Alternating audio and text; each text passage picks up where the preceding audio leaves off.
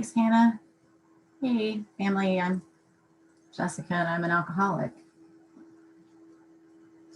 I love seeing hands on these Zoom meetings. My husband got me a bigger monitor. It's not as big as his, but he got me a bigger monitor so that when I do Zoom meetings, I can have like 25 people up at once and I can see more of you.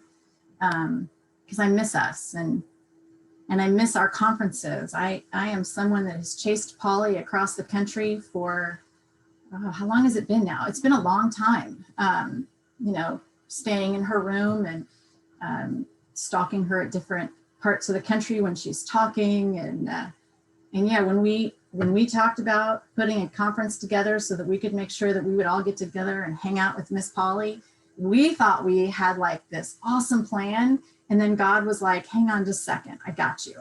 And now we got Zoom and Polly's on conferences all the time. And it's like, whatever, And that's kind of the way that God works in my life. He's like, no, that was good. I can do a little bit better though. Let me fix that for you. I'm going to start out on a couple of things. I am an alcoholic. Absolutely. And I have absolutely loved the people that have been willing to give of themselves so this conference can happen. And the women that have been willing to share of themselves on these little squares so that we can know more and do more. My sobriety date is January 25th of 1990. It is not my first sobriety date. It is the one I've had since then. I wasn't intending to get sober. That wasn't my idea. That never seemed like a really good idea to me. But I was coming home from that last drunk where one more time I had destroyed friendships and hurt people and ruined trust and lied and, taken clothes off and ended up chasing a boy and then was with a girl. I mean, it just was typical. And I said to God, I don't want to do this and I don't want to be this. And what I meant was that I didn't want to get rageful with this woman who had changed her life to allow me to live with her. I didn't want to harm her because I really knew that of everyone that had ever come into my life, this woman did not deserve the treatment that I was about to unleash on her. And what God heard was, I didn't want to drink anymore. And what I can tell you is that I have had to learn to be very careful with my prayers and very open in the idea of how they're answered. So I do have a home group. It is there's some controversy there. So according to the group members, it's called the White House. According to GSO, it was the Georgetown group. There is also an annotation that the Georgetown group and the White House group merged, but you know how these things go. It's one of the older groups in this area of town. I call it the White House. I don't know if it matters because by God, we're on Zoom now. We're on there at 6:30 in the morning and at noon and at 6 p.m. And then we have a spattering of other meetings. And they have been, I've lived here since last spring and they have just really embraced my husband and I. And I'm so grateful for that. I am sponsored. I do get to claim the sponsorship tree out of Polly Pistol. I am first generation. And I will tell you that I still to this day have a hard time believing I am deserving of so much love from one person that I have had my life changed because I was willing to believe that someone in these rooms would love me. And I have done the steps many times. I have done the steps. I was a one and doneer. I really was. I was a one and doneer for about 10 years. And then I ended up in a shower in a fetal position, convinced that the world would be better off without me. And I was in an abusive relationship and I couldn't figure that out. And it was suggested to me that I do the steps again.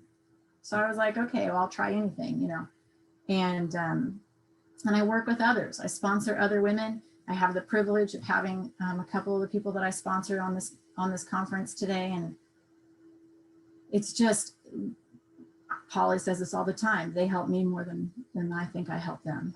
And I'm so grateful for that. So, and I am of service, in Zoom, I get to be one of the hosts of those meetings that we have at my home group. And that's been interesting in the Zoom world. You know, a lot of what I've experienced, especially in the last couple of years, has really forced me to do a lot of step 10 and 11. And I'm really sorry if you guys are expecting like some spiritual guru. That's not me. I don't think I've ever done anything perfectly in Alcoholics Anonymous except not drink since that January 25th of 1990. And I have done some things. I am really open. I do believe that if God has sent you to me with the idea to ask me a question, then it's incumbent upon me to see if I can answer that. And I don't always have the answers for people, but I do have my experience and I'm not afraid to share that. I did a third step a long time ago, and I asked God to build with me the way that he wanted to. And some days I don't like the way that looks. You know, I don't know about anybody else, but you know, my game plan when I came to Alcoholics Anonymous was a little richer, a lot thinner, and you know, a little bit more famous. And that just you know, that just hasn't worked out that way. So a lot of my sobriety has been trying to figure out if I'm doing it right. I did this, like I said, I did the steps, and then I was with a group that believed that you didn't do an actual fourth, fifth, you did amends one time, you didn't check back with people to see how that worked, you did cleaned your side of the street and screw them if it didn't, if they didn't like it, that kind of thing. And it was really good for my ego to feel like I was, you know, doing everything I was supposed to do, and if other people didn't like it, that was okay. It didn't feel good on my spirit though. And the 10th step for me and the 11th step for me, they have really taught me how to check in with my spirit. They have really taught me how to check in with that small, still voice that lives deep within me. And sometimes it's when I'm going through my day, the big book talks about we pause when agitated. I used to live in a constant state of agitation. I remember my mom, who is sober November 4th of 89 to my January 25th. And she and I, oh God, we just couldn't be nice to each other. Weirdly enough, after I did those steps again when I was 10, that got a lot better. But I was in a constant state of agitation. There was no pause. There was no place for God to step in between thought and action. And I really feel like that is so important to try to teach other people. How do I do that pause? How do I do that? And one of the things that I try to use is a really deep breath. And I imagine breathing out, and then I breathe in all the way to that spot deep inside of me where it says God lives in the book. Deep down within me, you know? And it makes me take a second. And sometimes I jump right back into crazy, but usually it helps, you know? Because if I have a moment where I can bring God in, if I can look at what do I think that God would have me do in here, then I'm in less danger of harming others. Like I said, when I was being driven home that night, that was the one thing that really bothered me about me, was how I treated other people. You know, I can get over how you treat me. I'm a depressive. I'm a natural depressive. I am someone that, like I said, at 10 years of sober, I was in fetal position, suicidal, and you know, I'm not one of those people that believes that I am all that in a bag of chips. I don't believe you can say a 99 things that are good about me, and you say one thing that's bad, and I'm going to be chasing that one. And that's something that, you know, I'm continually talking to God about. I had a job, and I want to talk about how I put this, you know, actually into action in my life. I had a job, and it was a great job. I was making money, and I had a position, and I got to dress nice, and they sent me on travel, and people came to me and they asked me questions and they listened to me, and I was super important, and I hated it. Oh my God, it was horrible. They asked me to falsify financial reports. And I think that was probably the biggest. I worked with a bunch of guys that they made sure they had enough, it was engineers. They made sure they had enough women in the office to make sure that they met their quota. They had the appropriate colors in the office. And I couldn't figure out why I didn't appreciate this job. People would tell me that I was supposed to be grateful for this. And I would try to agree with them. And I was asking, I've had a 45-minute drive to work every day. I would drop my son off and I would have a quick conversation with my mom, and I would talk to God the whole way in. I'd say, God, you know, I'm having this issue and I need to be better here and I need to do this, and help me to do this. And I think God helps me with whatever I ask him to. It's been my experience, even if it's not good for me. And one day, I'm sure someone mentioned this to me because it didn't originate in me. It occurred to me that what I needed to say was, God, what do you want me to be here? How do I do this? What do you want me to do in this situation? Help me be what you would have me be. And it was so weird. I got to work and there was this strange calm in my life. And when something would come up, I would run it by that litmus test. Is this something that I think, how do I think God would have not act for myself, but what would I do in this moment if I really believed there was a God? And they fired me. It was just a couple weeks, and it was phenomenal. It was one of the best things. There was no doubt in my heart or in my mind that I wasn't supposed to be at that job. And oh my God, people were so upset for me. Have you ever had someone be upset for you when you're not upset about something, you know? And I wasn't upset about it. I was relieved. I really felt like that was an answer to prayer. And I had to look at that. I had to look at, you know, someone else said, I've taken so many notes and I'm not going to read them because I'll get caught up in them. But, you know, worry is low-level atheism. And I'm going to turn this over to my better self. You know, I'm a better sober person this year than I was last year. Surely I can handle my finances this year. I can't. You know, and I started trying to put myself in a position to really check that, you know. The 12 and 12 says that it's a continuous look at both assets and liabilities, and a desire to learn and grow from those, that I have to make a necessity. I have to make that. I can't know what's wrong with me if I'm not willing to look at what's wrong with me. And maybe it's not even what's wrong with me. Maybe it's that I think it's what's wrong with me. It also talks about developing self-restraint. I remember I was talking to Polly one time, and we were talking about something, and she says, darling, you need to learn how to practice discernment. I was like, okay, I don't know how to do that. It's like, I don't know what that is. I have no idea. She's right. I do. I have to even start by looking that up. And, you know, because I don't know about anybody else, but by God, when the cutest newcomer that I'd ever seen walked into a meeting of Alcoholics Anonymous, I thought, well, God, that is just inspired. I am inspired by God in this moment. And that is my next action right there. And I had to start taking those grand thoughts, those grandiose ideas that where I thought God was talking to me, and run them across somebody else. And I didn't always like their answer, to be quite honest. A few years ago, God, how long was this? What is it? It's 2021 now.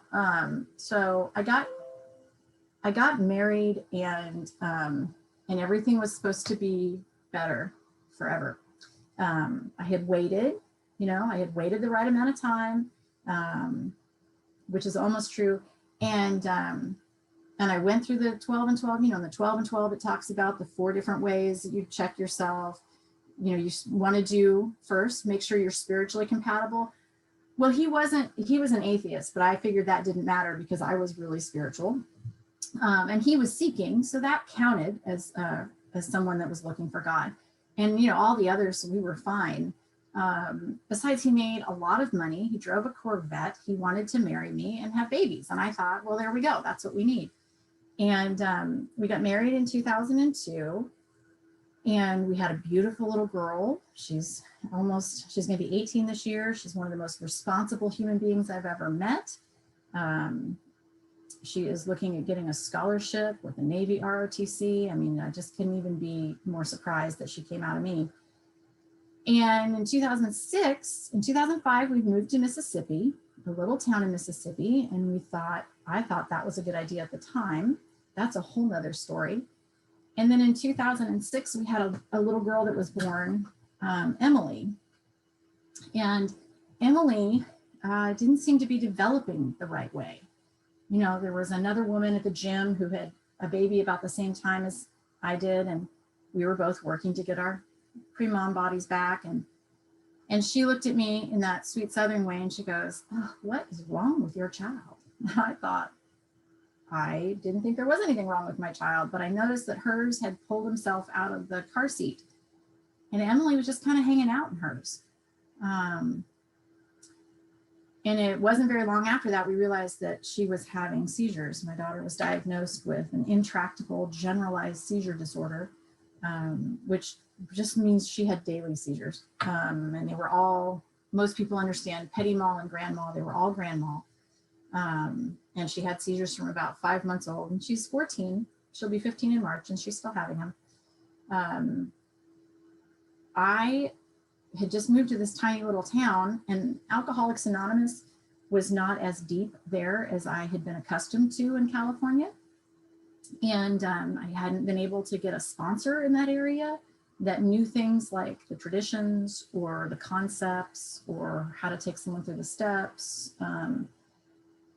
And I was really in a lot of danger with my sobriety, and I ended up getting connected with Polly. I'm so grateful because this man decided that the way that he needed to live was by the Old Testament, which is fine if that's, you know, something that you're doing. I just didn't want to do that. And we started 6 years of battling in my home about our spiritual beliefs. And on a regular basis, I would have to sit and look at how I was with my spirit. You know, there's some things that we do when we do the 10 step, you know, in the morning upon awakening, right, is what the book says. My favorite prayer is, you know, okay, God, I'm here. What do you want me to do? I give myself over to you. I offer myself to thee to build with me. And I do that 3rd step again. And if I have a difficulty through the day, I recite that 7th step. It's like, okay, hit a wall, but from here on out, I need to, you know, give me the power to go from here and we'll get this done. And whatever it is that you want me to do. And I had the opportunity to sponsor just a bunch of people while we were there. And I had to continually look at whether or not the way I was living was okay inside of me. And the whole time, I mean, Emily, we ended up having 2 different brain surgeries with Emily, neither of which stopped the seizures. She was getting physical therapy and speech therapy and, you know, occupational therapy. We had to teach her how to hold a bottle. We had to teach her how to, she still doesn't like silverware, but I think that's genetic. I don't like silverware either. I gave my husband soup to take to work and he had to bring it home because I didn't give him a spoon. I'm like, you just drink it, it's fine. He's not that guy. He needs napkins and spoons. He's much more civilized than I am. But on a regular basis, I was having to sit at night and ask myself, where am I resentful? Because I'm angry. I was so angry at God. I was just, how dare he do this to me? I moved to this little town. I'm not getting fed spiritually the way that I was. My husband has gone off the rails with religion. I've got this daughter that has seizures randomly through the day and we're never safe. And she, you know, she's in a helmet and, you know, I'm supposed to be raising this teenage boy and I've got this other little girl And I was trying to study to go to school to be a Montessori school teacher because we were our grand plans. We had all these plans when we moved to Mississippi, and all of it stopped with her diagnosis, I thought. And on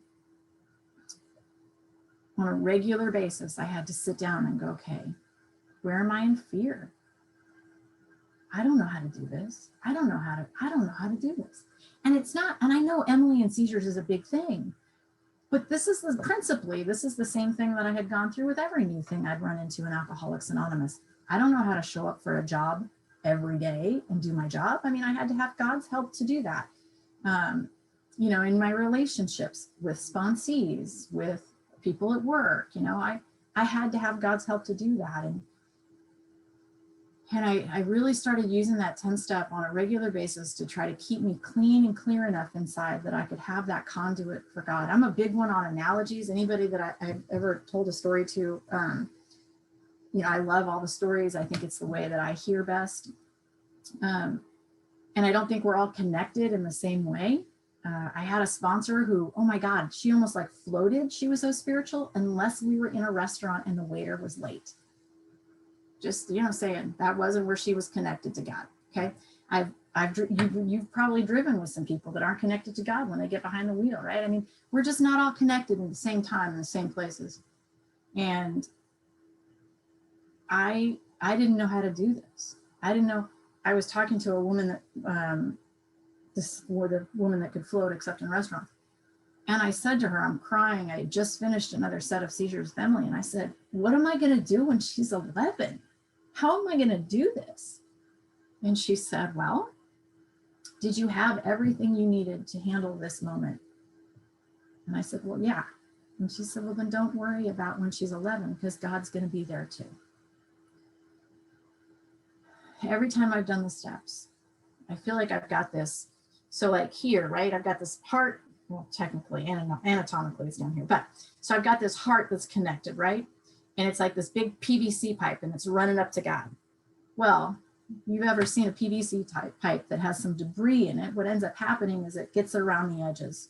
And then when that stuff on the edges gets there, it collects other things. And I just ended up with this, my conduit to God was just completely occluded with resentments, fears, and how I treated people, my regret, my shame, all of these ideas about what I thought you should be, what I thought I should be. And I did the steps the first time, and it was like we took, you know, one of those little straw brushes, and we just cleaned it out. And I had this little bit of God that was coming in, and it was great. And I thought it was enough until it wasn't enough anymore.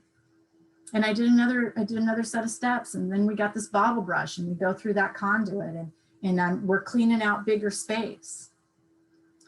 And what the 10-step has helped me do is to make sure that I'm not continuing to add things into that pipe. You know, Emily is a big deal. My eldest daughter is a big deal. My youngest daughter is a big deal. My son is a big deal. And I need to have a big enough God to be able to walk me through all of those moments. One of my favorite lines in the book is that about resentment, you know, how it shuts us off from the sunlight of the spirit. To the precise extent that we permit these, do I squander the hours that might have been worthwhile? I was told when Emily was 6 or 7 months old that her life expectancy wasn't that of a normal person. When someone has a seizure, they go tachycardic. I'm a nurse now. I'll try not to do nursey stuff, but their heart rate goes really, really high. Emily's has been clocked over 200. Which is a lot of strain on a little heart. And she, you know, the medicines that she's on and everything else. And they told me that she's just not going to be here as long as I was. And I have done my best to keep me as clean as possible so that every moment that I have had with that little girl is worthwhile.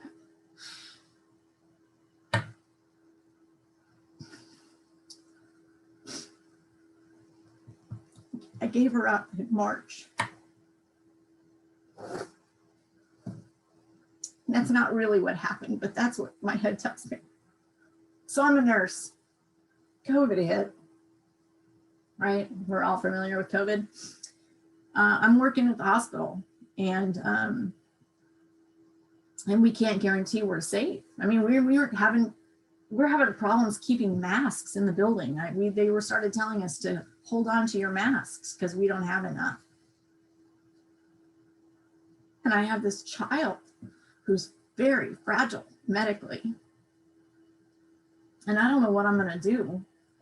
She started going into status epilepticus, which is, you can die in that. It's a lot, but she'd started going into that on a regular basis, meaning that we had to go to an emergency room to have them stop that. Well, people in the emergency rooms aren't safe. And my kids went to their dads in Tennessee. Now, this man, he lives in nowhere, Tennessee. Like there's nothing there. There's nothing there. He started working at home when I was pregnant with Elizabeth, who I said was, 18. So the whole stay-at-home orders, not a bump in the road for him. He married this little girl from Mississippi. Her whole aspiration was to stay home and be a mom. And she had been very excited about having all of these kids. She just so for spring break last year, they went to Bill's, and then schools closed. And I called him, and I've been praying on this. God, I have been praying on this, and I really didn't like the answer.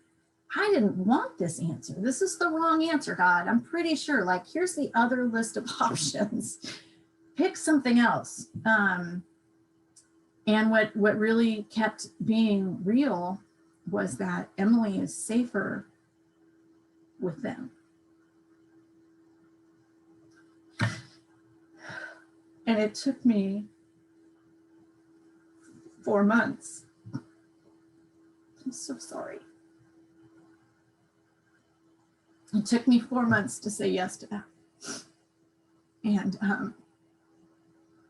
my other girls came back.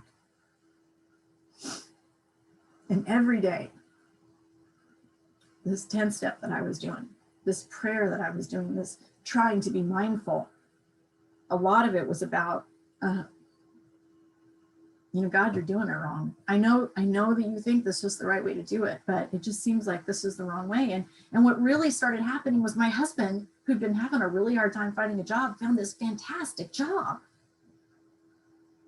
And my daughter, like I said, ROTC, she started being able to go to ROTC more, and she was given this fantastic position. And my youngest daughter, who embraced theater and all things drama, she started coming out of her shell. We started having this fantastic relationship, and I was able to change jobs and get a much better job. I'm like, I've got this whole stack of great things that are happening. And it's all, this is really just a story of how it can all be appropriate, and I can still just not like it a whole lot. And I'm talking to my sponsor, and she's talking to me about, that this is appropriate. And here's what really got me. Here's what really turned my corner. We were going through this custody battle, and he was being vicious. Like, I've never had anybody say such horrible things about me. And then, oh, by the way, we're still co-parenting. Such horrible things about me. But one of the things that he said was that I wouldn't want to do chest compressions, and I wouldn't want to have Emily intubated, and that he wouldn't have the time. He wouldn't have gotten to do anything with her. He would just have to show up for her funeral. And I thought, we got divorced in 2013, and he was never really a father to them in a way that I thought he should be. Most people don't know that. And he hasn't gotten to be a father to her. He hasn't gotten to experience her. He doesn't really know her. He doesn't. And with Emily, so like I call, and she's excited to see me, and we have 10 minutes on the phone, and then she's done with me. And she would do that with Bill, and I wouldn't think it was any big deal. But that was his. That was it. That was the whole time he would get her. And And so he's getting to be her dad now. And the stepmom called me one day and said, this is really hard. And I was like, yeah, it is. And she doesn't remember things. No, she doesn't. She doesn't remember. The seizures are like a whiteboard eraser. You know, you spend all this time teaching her all these things, and the seizure comes and goes, yeah, you don't need that, you know. And you got to start all over again. I mean, good God, we're still potty training her, 14. You know, and they have gotten to have this fabulous relationship with her. And I promise that if I had stuck to my guns, you know, if I had held on to that well-nursed grudge, if I hadn't been willing to continually look at, this is really upsetting me, why? You know, somebody mentioned it when they were talking about the 4-step. Yeah, okay, it affects my self-esteem. Why? How? I found out that my whole life rotated around Emily's medicine schedule. 5:30 in the morning for one, 7:30 in the morning for another one. Then when she would get home from school at like 3 o'clock, we'd give her another, and then she had another at 5:30, another at 7:30, and another one at 10. And you had to make sure you had food at a certain time, because hangry Emily is not a good Emily. I found out through this process of checking me on a regular basis that I really was wrapped up. My identity and who I was and what I thought of me as a mom was really wrapped up in this relationship with this little girl. And I also found out that I didn't really know my other 2 kids all that well. You know, the rule is if Emily's home, it's eyes on Emily, because if you make the wrong noise, she's going face first down. And we lived in so much tension that when she was finally gone at her dad's in a safe place, we really didn't know what to do with ourselves for a while. You know, we could go to the grocery store anytime we wanted. You know, we could like go shopping and for hours and it was fine. You know, we could go to school events. We could do all sorts of things that we just hadn't been able to do. You know, it just, yeah, one of the things that the 10-step talks about is that, and this is in the 12 and 12, is that we can't stand it if we hate deeply. You know, and that when I first got that last night of drinking, I don't want to do this and I don't want to be this. That wasn't about, you know, having blurred vision and bad breath. That was about the rage that lived inside of me. It was about the hatred that I had for the things that had happened in my youth. My parents were both alcoholics. My dad died of this disease in 1996. It wasn't a pretty death. And, you know, I was not raised in, my kids have had no, my youngest daughter is a little upset that she has no real conflict. She wants to be like an emo child, you know, with the black lipstick and all the, she just really doesn't have any angst, and that really upsets her. It's like, okay, so sorry for you. But, you know, she is such a trip. But I really hated Bill for a long time. And there's no way I could hand my daughter over to him with me hating him. That just wasn't going to happen. And the 10 step wasn't quite enough. I mean, I would write down about it, and I would, you know, it was like, you know, just kept him on my sheet. I just knew I was going to be irritated at him. And part of the problem was that I was rationalizing that it was okay to feel that way about him because of some of the things that he had done. You know, and when I would talk to God about this, when I would ask God questions and try to be mindful enough to hear the answers, he never said it was okay to be mad at Bill. You know, that just wasn't what I got back in prayer and meditation. I had to have that shift and change. And if I could have done it myself, I would have done it myself. And it just wasn't something that I was capable of doing on my own, you know, any more than I was capable of letting Emily go. Because I still, And this is what it does to me. But I want truly what's best for her. And I want truly what's best for my ex-husband and his wife and their kids. And when I take that deep breath,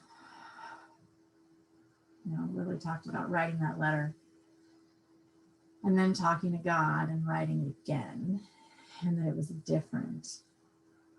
That when I removed my fear from the equation, that I don't have to hate them anymore. When I ask God, remove my fear and direct my attention to what you would have me be, it's a good co-parent. It's answering the questions when he calls. It's praising him for having a very small hospital that he has worked into a fantastic relationship with, so that Emily's safe when she goes into status. They know and they keep her safe while she's there. I couldn't do that here. I'm not that powerful. I don't have the ability to, rearrange life like that. And I did a third step, and I asked God to do that in my life. And, the 10th step and the 11th step for me is about keeping me clean and clear enough so that I can participate in the answers that God is sending my way. I don't think that I treat people badly. I sometimes would think that, they're just getting the behavior that they deserve. I mean, if they hadn't been rude to me, and that they wouldn't have gotten my bad side. And I try diligently. Someone else talked about biting their tongue. I've had a couple of situations in the last, just in the last few weeks, honest to God, where I was right. And I wasn't just a little right, I was completely right. And I still treated those people with grace and like they had some sort of right to their opinions, and was kind to them and invited them to see my point of view instead of telling them that I was the right one and they needed to listen. And, that is a learned behavior for me. I was given a prayer a really, really long time ago, and the speaker invited me to say it at night. And the prayer was, may the people that I run into tomorrow treat me the way that I treated people today. And that changed a lot of my behavior. That allowed for me to have a moment of pause to treat people better. And as far as I thought I was wrong because I tend to talk to God all day long.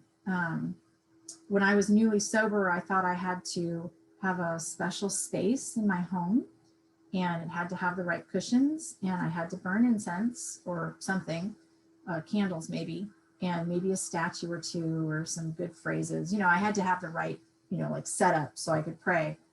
And I have been the person that people talk about putting their shoes under. I have a lot of shoes. I don't need to put my shoes under the bed to pray, but I do wear glasses. So if I put my glasses under the bed and I'm walking around during the day and I can't see clearly because I haven't gotten on my knees to pray to get my glasses out, that helped me learn how to pray on my knees every morning for a while. And that was when after one of Emily's brain surgeries, someone at a conference gave me that little tidbit. And what a gift. What a gift these conferences have been for me in my life. I don't know. I love Zoom. I get to go to different meetings, but I still tend to show up at my home group and hear the same people a lot. And conferences like this and gatherings like the ones I used to follow Polly around to gave me an opportunity to hear people that I wouldn't normally have the opportunity to hear and get tidbits. I remember someone telling me, and I don't even remember who it was, that it's okay that I talk to God all day long, that a prayer is when you talk to God, and that it's okay to pray on a regular basis through the day. I hit my knees in the morning and I thank God at night and I do all that, but it's okay for me to stop my day and touch base with God and say, I'm really not okay right now. Like, I'm not okay right now. And sometimes that's my whole prayer is, God, I can't do this. Nope. I do not have the power for this at all. You're going to have to show up because I can't do this. I was driving down the road. I was having a day like that one day, and I was driving down the road, and I actually turned around and drove back and took a picture of it. And it said that that God parted the Red Sea, but not until Moses got there. That whatever obstacle is in front of me that I think is insurmountable, unless it's right in front of me, it doesn't mean God hasn't shown up yet. That I sometimes expect in my prayer and meditation that I will come out of it with some sort of a game plan. And I'll be like, okay, well, this is going to happen. So here's January, and then this is what's going to happen in February, and then this is going to happen in March. And by April, this problem will be solved. And that's not usually the way it works. I have to show up every day with the best opportunity that I can to be as clear and clean and connect with this God of my understanding and see what happens. I got to see what happens. I remember, and I'll end with this. I was talking to somebody about doing that third step, and we were talking about the third step promises and how it says that we have a new employer and that he provided what we needed if we kept close to him and performed his work well. And I have an employer, right? I do home hospice at this point. And, it's not my job to worry about whether the supplies are going to be there for me. I don't have to worry about if the patients are going to be there. I don't have to worry about if the doctor's going to show up for work. All I have to do is show up and fulfill my purpose in this company. And that's what I have to do with God. I need to remember, I truly believe that my primary purpose is to carry the message of Alcoholics Anonymous. And I don't always need to tell you that that's what I'm doing. For me, that message is a lot of, there is a God and I'm not it. And look what he can do with someone who isn't worth anything. In January of 1990, the girl that came to Alcoholics Anonymous was a 17-year-old that didn't know anything but defiance. I wasn't a part of a family anymore. I wasn't socially acceptable. I had been kicked out of 2 or 3 schools. And I'm smart, but that's not where I wanted to be, not what I wanted to do. And they take exception to that. They don't let you stay if you don't show up for class. I was not someone you didn't trust me with anything, not if you were smart. And that's not who you guys turned me into. I got the opportunity to sit at tables with people that tolerated me, I thought, but truly what they were doing was that they were loving me and that they were teaching me through their calm, patient connection with their God. And, I just, I know I wouldn't be here without you guys. I know that. And I surely, people tell me I'm patient today. Like, y'all don't know what goes on up here. I know you think I'm patient, but you spend a minute in here and you'll see I'm really not. But I'm so grateful that Alcoholics Anonymous has given me actions to take on days I can't stay sober and ways to walk things off with a grace and dignity that I don't think I deserve. So thank you so much for asking me to be a part of this, and thank you for carrying the torch to make sure that this continued to happen. And as my husband says, I will take another 24. Thanks, guys. Thank you, Jessica. Woo-hoo! Oh, that was great.